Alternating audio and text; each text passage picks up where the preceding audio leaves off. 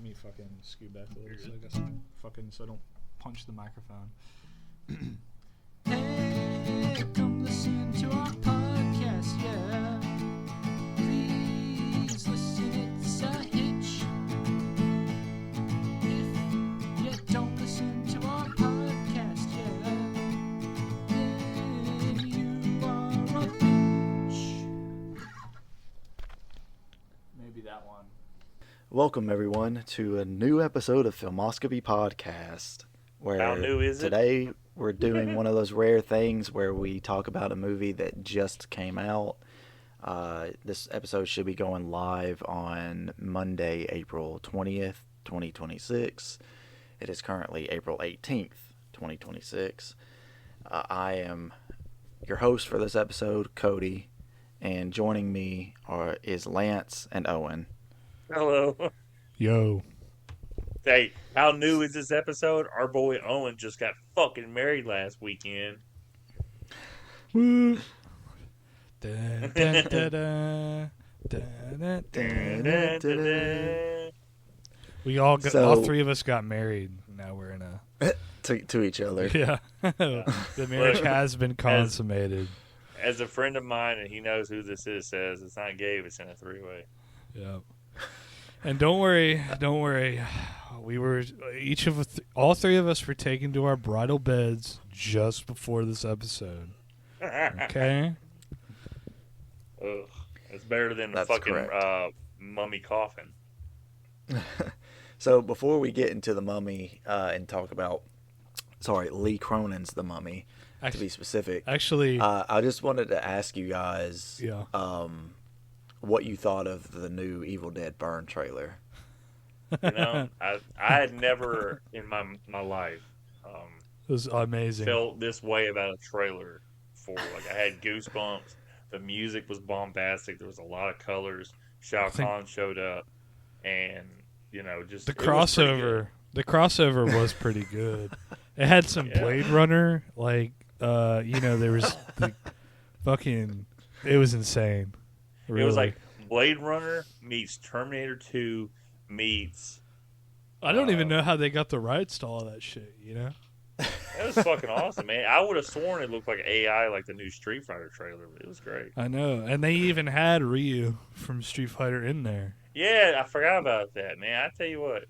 Yeah, it must have been like a crossover with the new movie or something. I don't know. Yeah, so Evil Dead's really branching out. For those who may not be aware, for weeks now it has been advertised that the Evil Dead Burn trailer would premiere exclusively in theaters attached to Lee Cronin's The Mummy. We went to the theater today. We went to a Phoenix Theaters location, and they showed exactly two trailers in front of The Mummy. They showed Mortal Kombat 2, and they showed The Odyssey, and no Evil Dead Burn trailer whatsoever. Didn't they have one other trailer, though? I don't think so. I think that was it. Mortal Kombat. Mm, I can't remember now. I don't think so, because I remember seeing oh, wait, you know what? Maybe they did, because I think one of them was rated PG-13, but I can't remember what the trailer was for now. Because I remember seeing the PG-13 come up and be like, oh, well, this isn't it. And then I saw, the rated R, and, it says, bloody violence and stuff like that. I'm like, oh, this must be the Evil Dead trailer. And then it's Mortal Kombat 2. I'm like, okay. Then they show the Odyssey, and then it's just like, oh, here's all the Phoenix Theaters stuff. Time to get to the movie. So what the fuck? So I was disappointed in that as a huge Evil Dead fan, and I've been anticipating this new trailer and this new movie for a while, and not being able to see it. Just really sucks. Cody got upset. He went up front and asked for a refund, and they said, "Sir, you watched the whole movie." So it didn't go over so well. And then he took my empty icy cup and threw it on the ground, and we had to leave. So yeah, unfortunately, we didn't get to see it. I'm hoping, and I'm thinking it probably will be the case, but probably sometime early in the week, in the coming week, they'll likely post it online finally. But regardless, We are here to talk about Lee Cronin's The Mummy, which released in theaters yesterday, April 17th, 2026. And it is obviously directed by Lee Cronin. It is a production of Atomic Monster, and Blumhouse. So Jason Blum and James Wan are attached as producers. The budget for the film was $22 million. Because it's just Saturday, the only numbers we have for box office are from Friday. And according to Box Office Mojo, worldwide, it has grossed $13.1 million. And again, that's just counting Thursday and Friday numbers. If anywhere in the world actually had midnight showings or whatever on Thursday. So it's very possible that by the end of the weekend, it'll already pass that $22 million. Which the general rule of thumb is it has to make at least twice as much as the budget for it to actually be profitable. But I think that it should get that. Just I'll run through the cast real quick. So this film stars Jack Rayner as Charlie Cannon, Leia Costa as Larissa Cannon, May Kalamaui as, I'm hoping I'm pronouncing that right, as Detective Dahlia Zaki. Natalie Grace is Katie Cannon. Now she plays Katie after she's been found and possessed and all that. Emily Mitchell actually plays the young version of Katie. Shiloh Molina plays Sebastian Cannon, who is the middle child to the Cannon family, and Dean Allen Williams plays the young Sebastian. Billy Roy plays Maude Cannon, who is the youngest daughter in the Cannon family. Veronica Falcone plays Carmen. Plays Carmen Santiago, who is Larissa's mother. You have Hyatt Camille plays. She's just credited as the magician, but she's the woman that kidnaps Katie and puts her in the sarcophagus. You have May Algetti plays Layla Khalil. Hussam Chadat plays Detective Ismail, who is Dahlia's senior, I believe, like when they first go into the interrogation room. By the way, we're going full spoilers right off the bat. We're not doing like preliminary, this and that sort of thing. We're doing full spoilers. So, but Detective Ismail, I believe, is the guy that is her senior that thinks that the family is responsible for Katie disappearing. There are two actors that come back from Evil Dead Rise, which would be... Did either of you happen to notice who the actors were by chance before I say who they are? That were also in the Evil Dead Rise? No, I didn't notice. Nah, I don't think I picked on anybody. Okay. So Mark Mitchinson is Professor Bixler, so the university professor that Charlie goes and sees about like the writing on like the raps or whatever that he gets.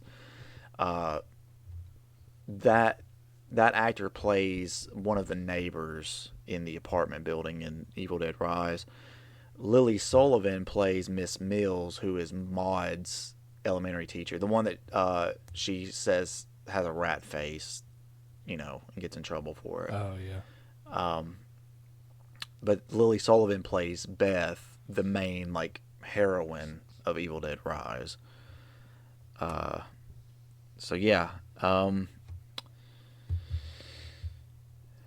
that's the cast. I did try to look up some production notes. There's been a lot of weird information about this movie over the last few months, as speculation and rumors. At one point there was a thing going around saying, oh well, Universal was originally backing this movie and they backed out after test screenings were real poor, and then they were going to change the name to The Resurrection or something like that.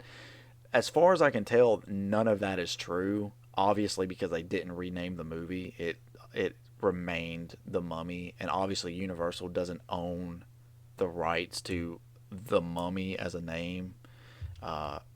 It's too vague of a name to actually, I think, own the copyright to. But even then, that their mummy movie from back in the day is so old now. It'd probably be in the public domain anyway. But as far as I can tell, none of that's true. My understanding is that James Wan approached Lee Cronin about making a Mummy movie and wanted it to be his own version of it, and that seems to be what it is. Test screenings being poor, I mean, may or may not be true. Critic reviews on this are kind of like all over the place. There's a handful of critics that say that, oh, this is really good, and there's a handful of them that say that it's not really that good at all. Kind of echoing some of our opinions in our own little group here, which we'll get into in a minute. But yeah, one thing that Lance, you had mentioned earlier today when we were talking, is that you had seen a video online where someone had said that Lee Cronin didn't even want to call this the Mummy movie, the Mummy at all. But again, I think that someone took a piece of information and misinterpreted it or misunderstood what was actually happening. My understanding is that Lee Cronin just wanted to call this The Mummy, and the studio pushed for him to put his name in front of it. And more than likely, it probably served multiple purposes. It probably served a thing like, oh, this is a new take on The Mummy. Don't come in expecting this to be like Brendan Fraser. Yeah. And also, Lee Cronin was coming off of Evil Dead Rise, which did really well. And was received pretty well, so they probably also wanted to use his name as like an advertising tool being attached to the title. Obviously, this is all of our first time seeing this, as it's a brand new movie. So, let's get into our general thoughts on the film, and I'll start with Owen. Okay, so I just want to preface, I think we all watched the one of the trailers for these movies. I don't know which one, but I know it had the line in it about the sarcophagus. He's like, what was our daughter doing in a 5 bajillion-year-old sarcophagus? Yeah, that's the line. That's exactly the line. Yeah. I think that's, I'm reading that directly from IMDb. But I want to just preface and say that I think the marketing of this movie makes this movie look like it's going to be worse than it actually was. And I think that the marketing of this movie is doing, in general, a huge disservice to this movie. Because coming away from it and thinking about it now, when I was watching it, I was just really...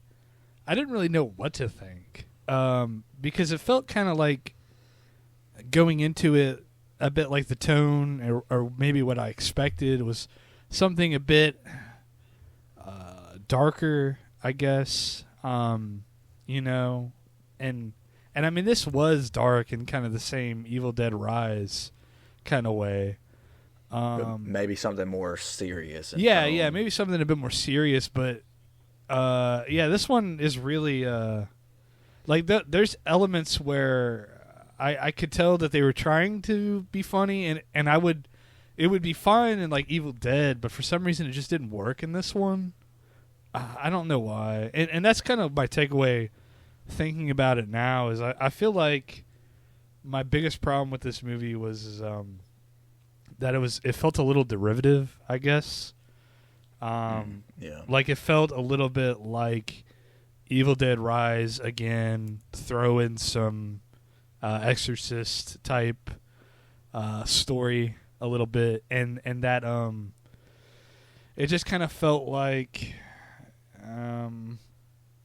really, you know, like it was just kind of all over the place a little bit, but you know, on some positive notes, I do think that, you know, when if you were to watch this going into it, I think thinking, hey, this is like another Evil Dead movie, I think you could get some enjoyment out of it. There's some pretty, you know, I guess there's some entertaining scenes if you like some gross out horror and stuff like that. You know, and like to see like crazy fucked up shit going down in your movies. I think you'll get a kick out of that. But on the other hand, I feel like the runtime is so long that it's going to take you a little while to get to that payoff compared to something like, if I remember correctly, Evil Dead Rise didn't have. I don't think it was as long as this. At least no. Evil Dead Rise is about. I think it's like 91 or 92 minutes, and this I think is like 130. Yeah, so minutes. Your payoff is a little more spaced out, but I think a huge problem that we're seeing. This is a love or hated movie. I gotta say, this is going to be one where you're either going to walk away loving it, hating it. You know, pretty much. Yeah, that well put. Lance, what about you? I agree. I feel like this movie goes the cheap route with everything. It's trying to do everything gross and everything visceral to get a reaction out of you. Like, Cronin gets off on people just squirming in their seats watching shit. And I say that because I squirmed at a lot of stuff because it's kind of gross. Like, my fingernails feel like they're tingling right now thinking about a scene in this movie where her toenails trying to get clipped and it rips off a huge chunk of her skin on her leg and shit like that. I already didn't like the setup in this movie when it came in. I know it's fake CGI, but you know there's an animal death, and then she crushes the animal. Like the animal's like struggling, like, and then she just crushes it. Like a lot of this shit in this movie is done just to be done. Like it doesn't serve a fucking purpose. Like I don't. So oh, hold on. Let me. hold on. You have your piece. I can. This is my podcast too. So, like, it's visceral. Like, okay, the bird's like oozing this black fluid that doesn't even look like blood. You get it, and then the little dog goes, "Save it, mama!" And then she just crushes it, and it's just a scene to get a reaction out of you. It serves no fucking purpose at that point. Then, like all the gross shit that it does, it's just trying to be gross and get a because the interesting parts of this movie, which is very little for me, is the story, like the legend of this 3,000-year-old curse that has gone through, I think, 82 or 83, I guess, victims, if you want to call it that, because these are probably people abducted. Yeah, I can't remember what the exact number was, but yeah, it's 80 something. I think that the lore that is potential of this movie is really fucking cool. I didn't care about any of the family. They all just have like everybody's just like staring at the camera and giving a shocked look every fucking time, like it's something groundbreaking. And everything in this movie is just trying to be gross. Like it doesn't serve a purpose other than to get a reaction out of the crowd. It's not building to things because in the third act of the movie, I was completely checked out. Like it's just goofy. It's just okay. There's no, like what Owen was saying. It's like, you know, this movie's pretty fucking long, and if you're waiting for that long payoff, you may just emotionally just give up before you get there. It's like, it's okay. Like, there's no. If this was Evil Dead, okay, I get it. I'm not an Evil Dead fan anyway, but this story, it takes too long to build up the lore, and there's very little of the lore in the 2 hour runtime. You get maybe 10 minutes of exposition in this entire movie. Everything else is just the stomach churning shit that's trying to shock you and all this other crap. And it's like, okay, like you just run out of shit at this point. So, I mean, like, and I know people are going to be like, well, this guy just hates all stuff. Like, I just don't like the visceral, like, gore porn. Yeah, it's like, just, I'm not a fan of it's not your style of style of horror. I like the psychological shit, like home invasion stuff. I like the serial killers, the stalking, shit like that. When it's this kind of shit, it's like, oh my god, dude. Like, you kind of, like, if it's a suspension of disbelief, okay, cool. That's what you're supposed to do with these kind of movies. But all this shit is like, did you see that? Did you just see that? Did you see that blood? Did you see her fucking nail get ripped off? You see the girl ripping all her teeth out of her mouth? Did you see that? And it's like, how many times you have to do that in a fucking movie to get a reaction out of somebody? This isn't some groundbreaking movie like Hereditary. Like, it makes you think afterwards. The only thing I think about in this movie is that fucking bird dying and her fucking toenail. I don't remember anything else about this movie that I give a shit about. It fucking Hey, the girl. sucked. I'm gonna go ahead and say it right now. ripping- This movie sucked. The girl ripping her teeth out though led to the moment where she's wearing grandma's dentures. So I thought that was pretty funny. Now, That was stupid. now, Cody, you have to give what are your thoughts? Oh yeah. So how do I want to start this? So one thing that Lee Cronin said leading into this movie was that he describes this film as being part 7, like the David Fincher film 7, and part Poltergeist. Now, I'll admit I'm not really super familiar with Poltergeist, so I'm going to describe it a different way. It is a little bit of Exorcist. It's got a little bit of 7 in it, yes, because there is a investigative, like, detective element to the film as far as them trying to figure out what happened to Katie. But a lot of it is very much Evil Dead Rise. To the point where there's a specific camera angle that was used a few times in Evil Dead Rise, and they used it a lot in this movie.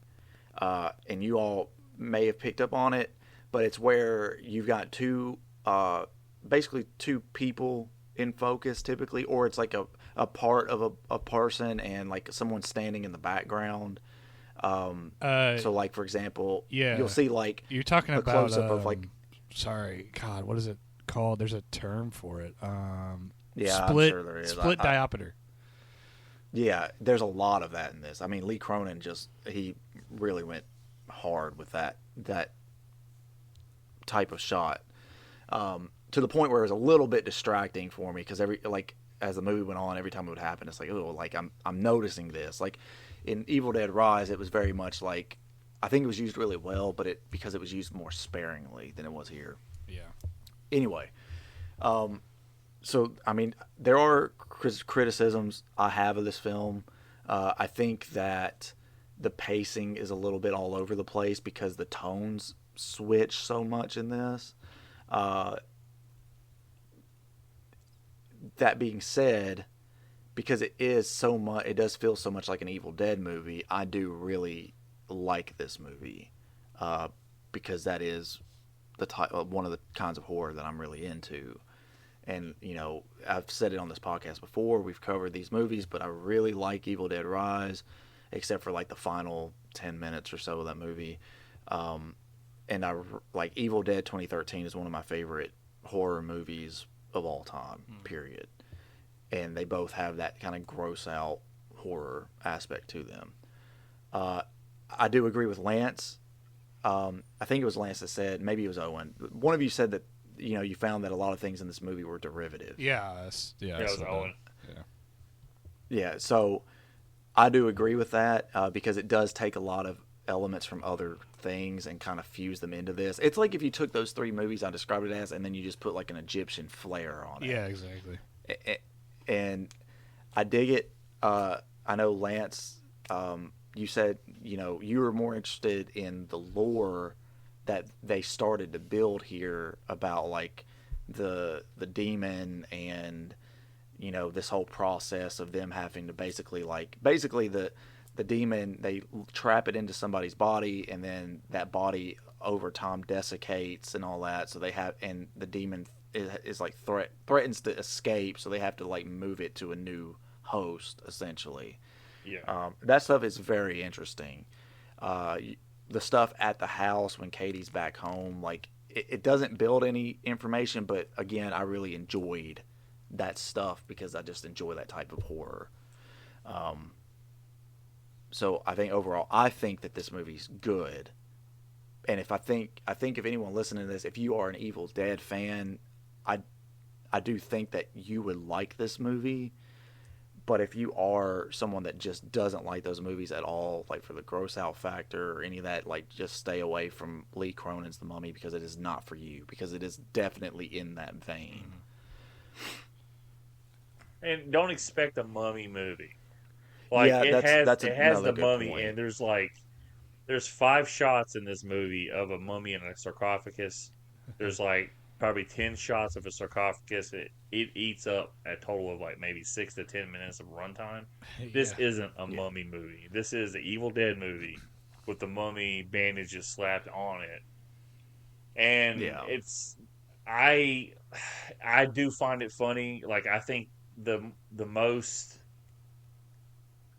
biggest thing for me, like the Lee Cronin part, putting it from it, has to differentiate because in 2 years' time there will be another Brendan Fraser The Mummy movie, which is very much action adventure mixed with comedy, mixed with a little horror.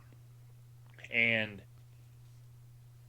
I think it's just funny that it's like they put Lee Cronin in front of it like it means something, like the casual audience goer, because that didn't mean shit to me. Cody's told me probably 10 times since we talked about it, this dude did Evil Dead Rise, and I'm surprised every time because I just don't remember. I'm like, oh yeah, yeah, you're right. The casual fan, I don't even know if it's necessarily for the casual viewer to be like, oh, I know Lee Cronin because of those other movies, A Hole in the Ground, which I know a lot of people probably haven't even seen, and Evil Dead Rise. But I think the attempt there may also, I think a little bit of it is like an attempt to be like, this is not the Brendan Fraser stuff. So don't come here thinking that it is. Like, this is Lee Cronin's The Mummy, like his version of a mummy horror flick. But I'm sure there'll be plenty of people that go see it not understanding that and probably be disappointed by the movie they get. Take your kids, all right? Yeah, that seems like a very responsible thing to do. Which we did see like a 9-year-old child in our did we? showing. I thought we did, but I didn't remember. Yeah, when we walked in, there were like 3 people sitting there, and one of them, he looked like he was like maybe 9 or 10. Because I remember I looked back at y'all and I was like, "Ooh, it's awful brave, like bringing your small kid into this movie," you know. Hey, maybe he's been real bad. They're like, this is what's going to happen next time. We're gonna call that magician and get your ass sent to Egypt. Lord. And for me, I really like going back to the lore. I'm a sucker for like backstories in movies, just the world building. Because even if a movie's bad, I can, like, if you have a story or a backstory or something in it, I can get immersed in that world for a little bit while watching the movie. Like that's what I love so much about the Brendan Fraser movies, is because there's, the first one specifically, you get the 3,000 year of Imhotep, and there's like this really cool backstory, and then you have the 6,000 year backstory of the Scorpion King and the Mummy Returns, and just any any kind of thing that ties all these characters together, and it's like, okay, so the thing is just this curse that is passed down through people. There's a spot where you have, I think it might be a wink and a nod when she gives the nectarine to Katie, and that little bug pops out and goes in her throat. It kind of reminds me of that fucking like beetle in the Mummy movies that are skin eaters. That was just a visual, like, wink and a nod. And when they do the title screen, the Mummy, you hear the whoa, like almost the sandstorm when he makes his face in the sandstorm and shit like that. I think that stuff's like kind of cool callback, but that's where it ends. Like, man, this whole movie. I mean, to me, it's like, not. It's just it's disappointing because pick one or the other. Like you should have called it something else, not The Mummy. Especially if you had a Brendan Fraser movie coming out in 2 years, Lee Cronin's whatever this is. Well, like if it was called anything else, I think I would have felt a little different about the movie. Lee Cronin's whatever this is. Lee Cronin's whatever the fuck this is. I hope you get it grossed out. I'm gonna push back a little bit on that too, because like, just because the Universal has The Mummy and all that, and let's not forget that when this movie went into production, that new Brendan Fraser movie wasn't announced. And also, this movie has nothing to do with Universal, who makes the Brendan Fraser movies. They didn't even announce officially they were making that movie until like 2 months ago or something. So, of course, they're not going to like change the name to avoid that, because who in the hell would have ever guessed that Universal would ever even make another Brendan Fraser mummy movie? Because at that point, we all kind of just assumed that franchise was done with, at least in that form, right? Dude, I know you probably said something earlier in this episode. This is the first time I just realized that Universal isn't attached to it. So I'm like, how do you get the Mummy name? Because it's very much stylized like the Mummy. The Mummy as a name probably can't be copyrighted because it's too vague of a name and like a concept. Like the Mummy is like a mummy is an actual thing that exists in the world. So it's not like they're not coming up with some clever name for it. They're literally just calling it what you call a mummy that is buried in Egypt, right? So they probably can't copyright it. And even if they did have a copyright on it, the original Mummy is so old at this point, it's probably already public domain anyway. Well, I think certain aspects of it is. And, well, yeah, I mean, they're specific like ideas for what a mummy movie is could be copyrighted, but like. So for me, I'm gonna go ahead and say this real quick. So the fact that this isn't Universal, like I said, I don't pay attention to that if I don't really care. I did remember seeing the New Line Home Cinema or New Line Cinema, Home Cinema. Yeah. Title card, and it's Warner Brothers that puts this out. If this isn't a part of that, don't name it the Mummy. Like, name it anything else, and people are going to expect something different. Give it an original title or some shit like that. If it's not anywhere near attached to those movies, why in the fuck are you putting the Mummy in the title? Because the Mummy will draw people. Well, I understand that. So you're trying to like draw people into this under the false pretense of this is a Mummy movie. No, this is an Evil Dead movie. Someone else is making an Evil Dead movie. We gave this guy something else to do, and it's just like his Evil Dead Rise movie. Kind of a one-trick pony, but people will figure that out in the next movie. I'm gonna push back a little bit on this isn't a mummy movie in the traditional sense of it being a mummy movie. They're not digging up a literal mummy that's thousands of years and all that. I know you know that. I'm saying this for people listening. It has mummification elements to the movie, because when they trap the demon in a host, they are going through the process of like the mummification process to like trap it. They're going through the whole process. They're doing like the wraps and all that kind of stuff on the skin and all that. And they showed that on the tape whenever she shows the parents like the videotape of what happened to Katie. So like they are going through a mummification process, but when she's, uncovered or whatever, she doesn't really look like what you would expect a mummy to look like. She's not walking around with like bandages, and it's revealed later that like the bandages that they wrapped her with are more like have more turned into her skin in a way, as opposed to like being just bandages wrapped around her body. So there are elements of it there. I mean, yes, it is confusing. I agree, and I just don't think that a company should be like, well, those other movies existed fucking 20 years ago, so we shouldn't name our movie that. No, it's not like, that. I think, okay, it's Universal's, it's obviously a monster movie, Dracula, and all that other shit. And you got other companies putting out Dracula movies now that... Right. Because Dracula's public domain. I'm not saying that it shouldn't be called that. I'm just saying from a perspective of if it's not made by Universal, and that's what blew my mind. Because, like I said, this movie didn't hold my interest enough 30 minutes after doing it to me even think about it, other than the gory scenes and the bird, that I forgot that this wasn't a Universal thing. For some reason, I thought this was Universal putting this out, and then they're having another Mummy movie coming out in 2 years. So, to me, it's like, why even associate this? I understand mummification. Okay, cool. Well, it's fucking got a dead bird in it. We should have called it Pet Sematary 3 or something like that. I'm just saying from a perspective of, if you're going to call it The Mummy, don't disguise it as something else, because it's like, okay, like, it's Evil Dead. Cool. Just make it another Evil Dead movie. Hey, we got 2 of them. That's fucking cool. Like, Evil Dead is not some prestigious fucking title that people are like, oh my god. Maybe to the fan base it is. The general public don't give a fuck about Evil Dead. Like, oh man, this is cool. No, they think about Ash with a chainsaw in his fucking hand. That's all they think about. That And is him acting like Jim Carrey before Jim Carrey. So, like, call it just Evil Dead. That's the thing to me. It's like the mummy part. There's just fucking like 10 minutes of screen time of mummy shit. So I was going in kind of hoping for some backstory. That's why I like the backstory so much. But there's not enough of it. And this whole movie, to me, it leads to just the next nasty scene. And that's all it is. It does shit from like skin peeling off, fucking grandma's getting headbutted, a zombie grandma trying to get her son-in-law to eat her pussy, to someone spitting blood on deviled eggs, this poop liquid seeping through this fucking floor that's for some reason flies are buzzing all the way around, but 20 people underneath it aren't fucking noticing it. Everyone in this fucking movie are fucking stupid.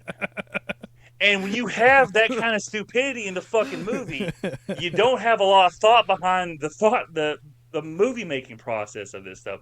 All this is a gore porn thing where it's like, what is enjoyable about this movie other than this dude like, yeah, this is really gonna fucking make him squirm in their seat. Like, no one's thinking about this. I thought that I thought it would have been cooler if they honed in on the aspect of like the drama of tearing the family apart, but I found that. Oh, that shit happened quick. But yeah. But it's funny. The characters weren't. The characters weren't fleshed out enough for it to really like feel like it really mattered.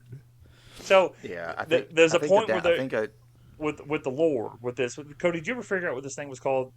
This Namek something. The Namekians. This Piccolo Domamo is the bad guy. Hold on, give me a second. I'll find it. Lee Cronenberg. Find it real quick. Lee Cronenberg's The Fly.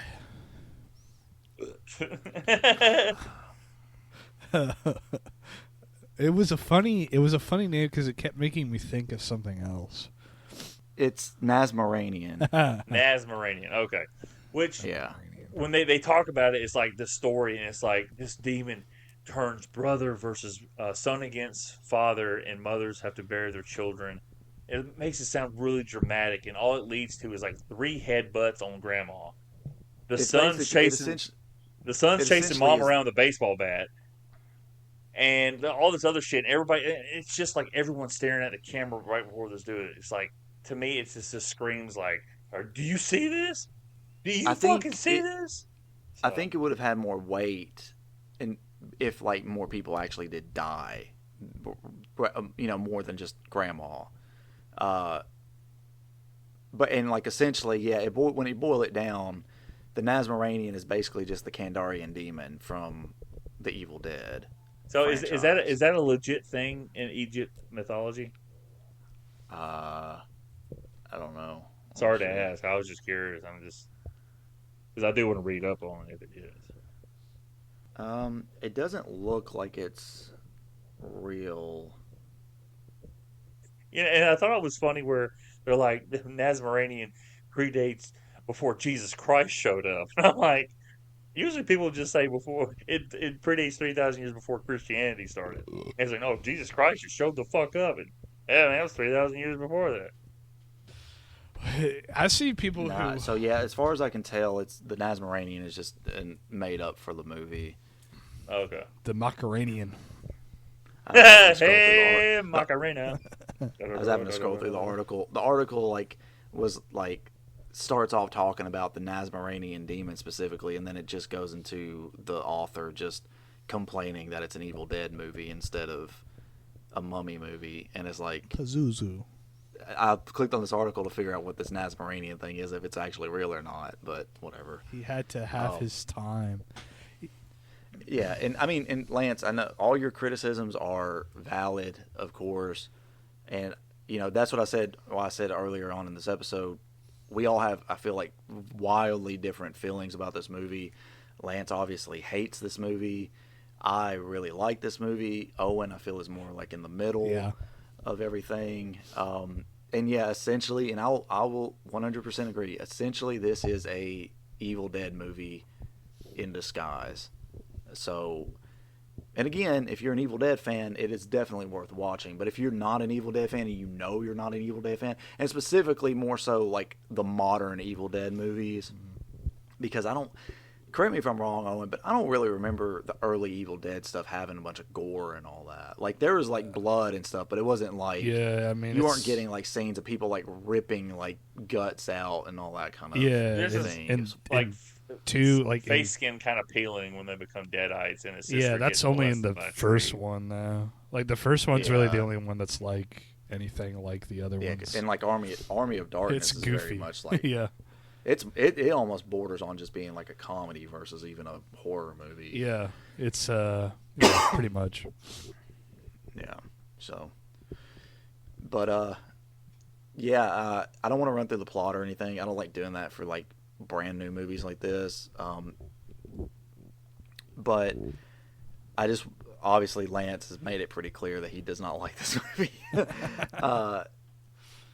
There are,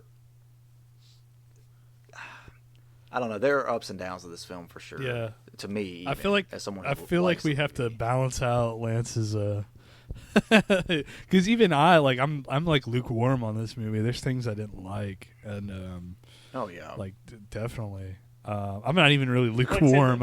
I'm a little bit more on the cold side of lukewarm. But even then, there were, like I said, I did like the lore. Like I did like that part. Like everything, but everybody else in this movie just seems really fucking stupid, and there's not one intelligent person other than the detective lady. Yeah, you talking about the detective? Yeah, like she seems really fucking like she's that, but there's too many scenes of her staring at the screen like, oh my god, I just figured that out, and everything is just for the sake of being that. It's like, ugh. I do wonder if there was a way that this would have been more appealing to someone like, well, to either of you really, just more appealing in general, if they would have leaned more into, because he, like I said, he described it as like being part 7. So if it leaned more into that, or like the long leg style, where it's very much this supernatural thing is happening, and we've got to like do detective work and figure out what the fuck is happening before things go like really bad, or things get even worse. Because there are elements of that, right? With the detective going to the tangerine farm and tracking down, Nectarine. the magician. Yeah. Nectarine. That was like Saw 1. Dude. Nectarine. Remember that? She was growing nectarines, not tangerines. Nectarine, sorry, yeah, nectarine. Tangelos. Tangelos. But yeah, going to the nectarine farm and tracking down that stuff and finding the tape and all that kind of stuff. I wonder if the movie focused more on that element and maybe still had Katie as being like possessed or whatever by this ancient Egyptian demon, but maybe not just be so like over the top with the things that are happening. If maybe that sort of style would have appealed to you two more than what it actually is, because I do think that it is a little bit jarring whenever they cut to the detective or even Charlie, Katie's father, for those who don't know listening, going in and trying to figure out, okay, what's going on. These are, there's these raps, there's this writing and all this kind of thing, versus like then it cuts over to grandma getting strung up by a rosary and then thrown out of a window for coyotes to like rip her guts out. Like if it kind of like just did a better, I don't know. I know, Lance, you don't like the Evil Dead movies. I know you never have. I don't think we've ever covered an Evil Dead movie where you've actually liked it. I mean, there's been elements of the stuff that's good. I think, like, you can change a few things about this movie, but it's still the exact same movie he just made. Like, he seems like at this point, this is his third movie, I guess. If 2 and 3 are just the exact same fucking thing, that's maybe all he can really fucking do, and it's not very visceral, like Robert Eggers can do. The Hole in the Ground is not like this, really, at all. But no one's ever watched that. Maybe Kazzy. Maybe Kazzy has watched it. People have obviously watched it. So, hell, I watched it yesterday, but for like the second time. Wait, I've never watched this, so you might be on something. He's like a hole in the ground. What, to stick your dick into? I mean, so like the hole in the ground though is not. It doesn't have like this over the top like visceral gore or any of that going on in it. It's very much like, spoiler alert for anyone who hasn't seen The Hole in the Ground. I'm not gonna get mad. It's a movie about changelings. Like there's a woman and her son who live out in like the Irish wilderness, and her son like just gets up and wanders off into the woods one night, and she goes to try and find him. She comes back to the house and he's there, but something's off. Like there's something not right about him.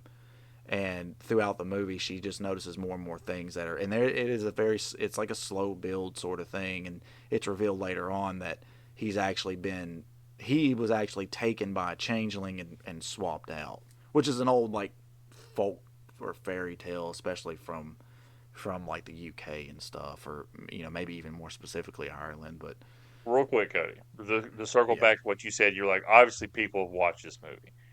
I'm gonna read this. This movie, The Hole in the Ground, grossed a total worldwide of $3.4 million with a grand total of $21,072 in North America. No one's seen this fucking movie. I'm just saying. It has an 80... It made some money. Oh, it made some money. Shit, man. God forbid if that, I like to see his budget. It's bad when they don't even put a budget in the Wikipedia article because it didn't make money. But it's got 83% of Rotten Tomatoes, man. Rotten Tomatoes has never been wrong. So, there's that. I'm just saying, like, I don't know anything about that movie. That's cool. I'm there. I don't have an interest in watching it. Yeah, I mean, I'm going to be honest, it just feels like you're talking down on it because you don't like this movie. Well, no, I don't know anything about it, and I don't have an interest to watch it. I'm just saying movies 2 and 3 that he's done. Sure, yeah. And that's what I was saying. You were saying that Lee Cronin is a one-trick pony, and I was saying that's not the case because The Hole in the Ground is nothing like this movie or Evil Dead Rise. Yeah. Part of me wonders if, because there was talk after Evil Dead Rise came out that Lee Cronin had ideas for another Evil Dead movie, and part of me wonders if maybe he didn't take some of those ideas. And again, he was approached by James Wan about making a Mummy movie specifically, so I wonder if maybe he's like, well, I'm just going to take some of these ideas and put them for this another Evil Dead movie and put them into this, which definitely seems like it could be the case because Sam Raimi and Bruce Campbell and I can't remember who the third Dan Tapin or whatever. Yeah, the third partner of them, they've basically already said that their vision of the Evil Dead franchise in the future is like every entry is a different director, and they usually try to find smaller directors that don't have like some big major blockbuster under their belt or whatever. They want it to be a launching pad for people, right? Which I respect. I get that. It's not like and it has been, and that's Marvel. Exactly what it has been. It did that for Fede Alvarez in 2013. It's done that for Lee Cronin. And, we'll see if it does the same thing. I can't remember what the guy's last name is. I think his first name's Sebastian, the one that's directing Evil Dead Burn. Janikowski, former Raiders kicker. Sebastian Stan, the Winter Soldier. Bucky Brooks? No way. Not Bucky Brooks. Bucky whatever. Bucky Brooks is an NFL analyst. But like I said, I don't want to go through like the plot or nothing. I kind of wanted this episode to be more of our thoughts, opinions, kind of what it has been. But I know we haven't gone very long, and I'm okay with that. This is almost a supplementary episode anyway because it's going to come out literally in between weeks where we already have new episodes coming. But is there? Oh, and I know you haven't talked very much. Mm-hmm. Is there anything from this that you want to talk about specifically? I wanted to highlight a certain joke. Not really a joke, but a funny little tidbit that I had during watching the movie where I said it to you guys after we left. But in this movie, there is a scene where the family is first getting back together with their lost daughter, and a doctor is describing her condition to them and is saying things like, she's in a very weird state. She's very hostile. She's catatonic, and he says she tends to make erratic movements. But because of his Egyptian accent, I thought he said erotic movements. and then I pictured that. So then after that scene, there's a scene where she's silhouetted against a, like a privacy curtain. And I thought it'd be funny. I mean, the way the movie plays out, it does that, and then it reveals her gross. But it'd be awesome if somebody could take that scene and maybe make it to where in the silhouette she's like twerking, or I don't know, like on a stripper pole or something. That'd be pretty funny. Just throwing that out. Maybe Scary Movie 7 will do that for you. Yeah, there you go. Free idea for Scary Movie 7. They do mention in this movie that Katie was a fan of Taylor Swift, and I guess the new daughter, I can't remember her name, I guess it doesn't really fucking matter, is also a Taylor Swift fan. And when Owen made that joke, he's like, yeah, she no longer likes Taylor Swift, she likes Kesha.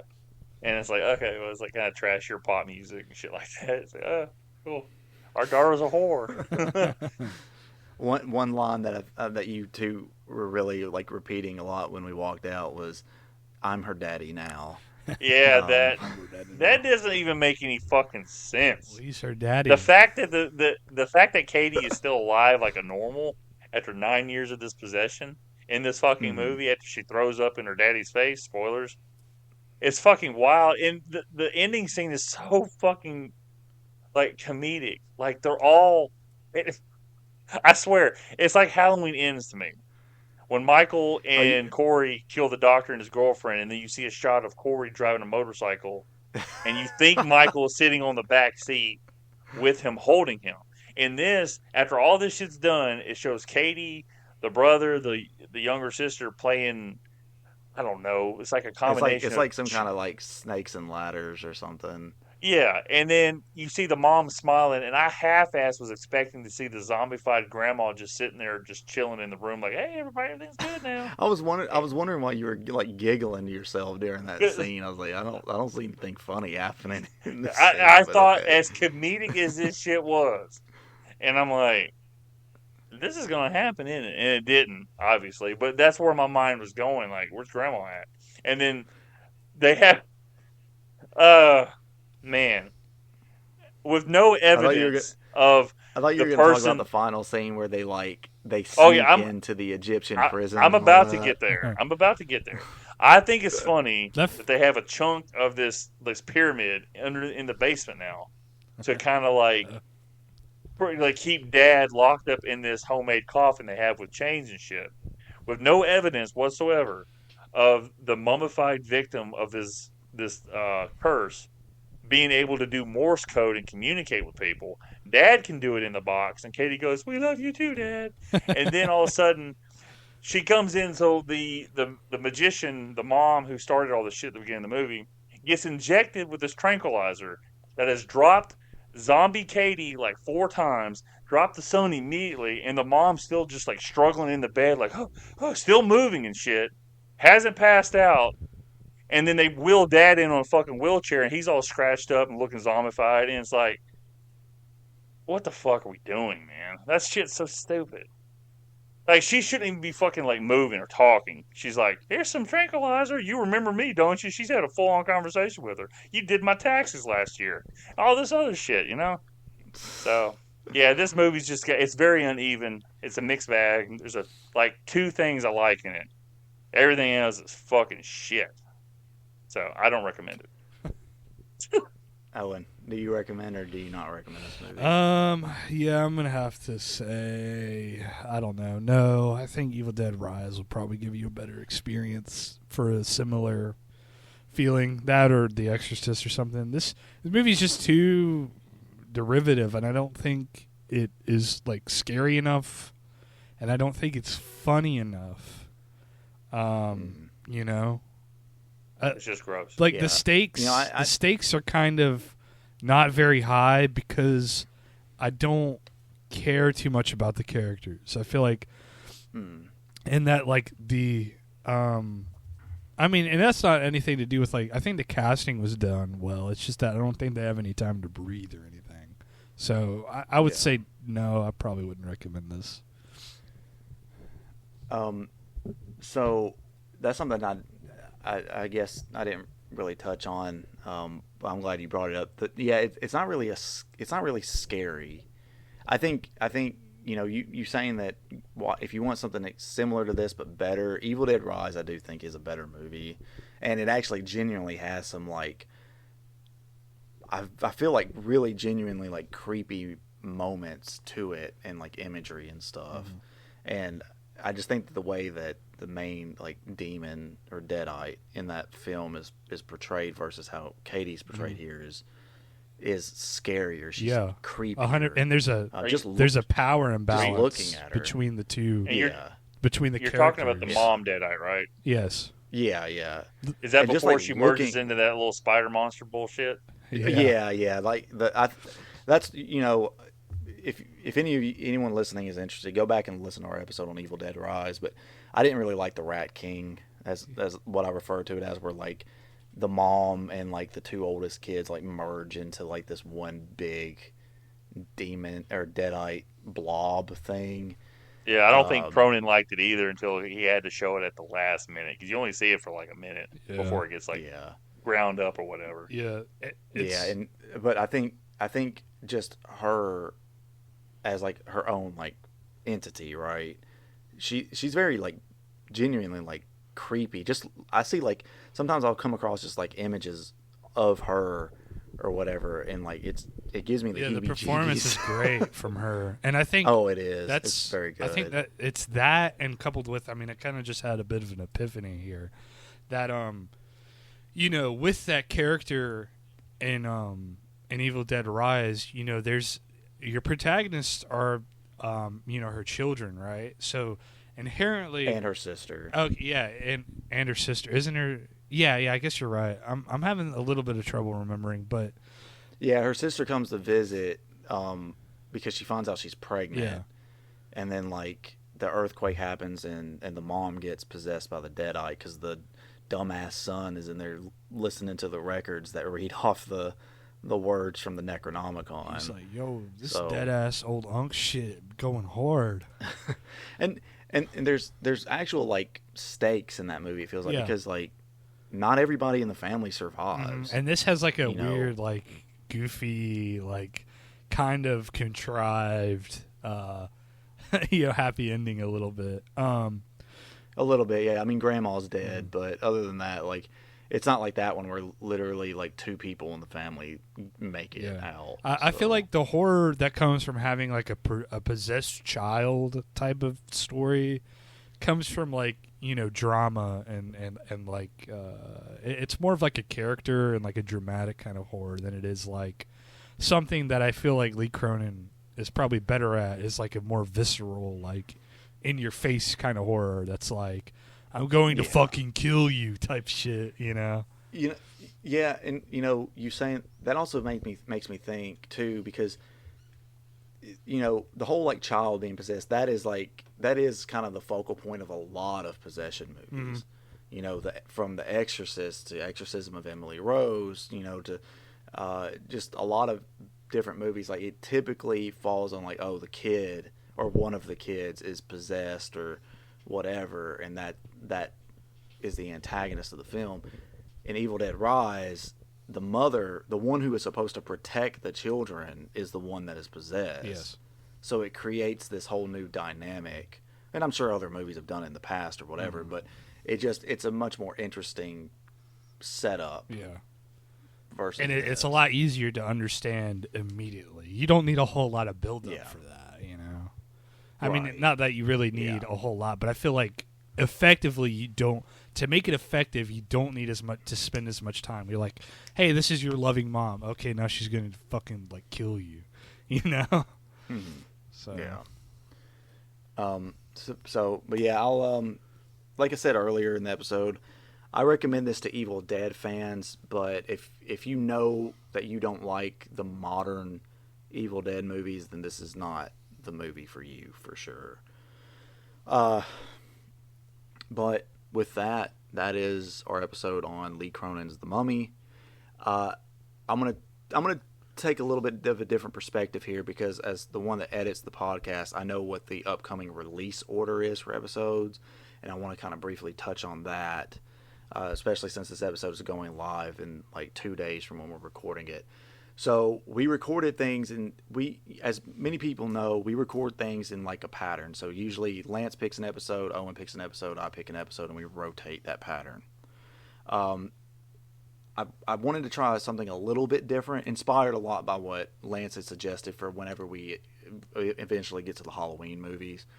But I decided that because our recording times are so far ahead of when we usually release things, and we had a couple of us were doing movies in the same like series or whatever, I wanted to try and release the episodes relating to each other closer together. So recently, our episodes on It and It Chapter 2 released 2 weeks apart from each other. So they were our back-to-back new episodes at that point. Our two upcoming new episodes starting next Monday, and then 2 weeks after that will be The Terminator and Terminator 2. So we recorded them like 6 weeks apart from each other, but they're releasing, in line with each other as they come out. And then after that, it will be Predator Badlands. And then we'll sort of, I think, try and slip back into a normal rotation for the time being. I think it'd be Owen's movie after that. Owen, actually, your movie is going to be the next one we record. Yeah. Do you want to say what it is? I can if you want. Okay, go ahead. I wanted to do Men in Black 2. Okay, so Men in Black 2. Yeah. Owen's the one that picked Men in Black before, didn't he? No, I picked Men in Black the first Oh, okay. time. Because he's like, have we done Men in Black? I'm like, I think so. It feels very familiar. Yeah, I picked Men in Black like 2 years ago, maybe at this point. So Men in Black 2 will be what comes after Predator Badlands in the release order. Lance, do you know what your next movie is going to be? I think at this point I was going to try to jump into Halloween's. Oh, no. Because we got Mortal Kombat in 3 weeks. Oh, So that's it's gonna right. be So Mortal Kombat. that'll probably be a lot like this, where we record the day we go see it, and then it comes Yeah. out that Monday. So that'll be so we'll record in 2 weeks, and then we're going to have to go see the movie in another week unless Owen's not here. Owen, when are you going on your honeymoon? Well, before that, we have a trip to Canada, and it's in. I want to say it's next month, but I can't remember the exact. Next day. month. Next Yeah. month is May, Yeah. so we have to know. Yeah. I'll have to ask. I can't remember exactly what day it is. Yeah, He's going to Canada. We'll get all that figured out. For those of you who maybe don't like Lee Cronin's The Mummy movie, but do like the Brendan Fraser Mummy movies and that franchise, I'll just go ahead and say that my next 2 movies that I'll be for my selections will be The Scorpion King and Scorpion King and 2. The Mummy. No, we're not doing any of the Scorpion King sequels because I hear they're all pretty much just straight to DVD garbage.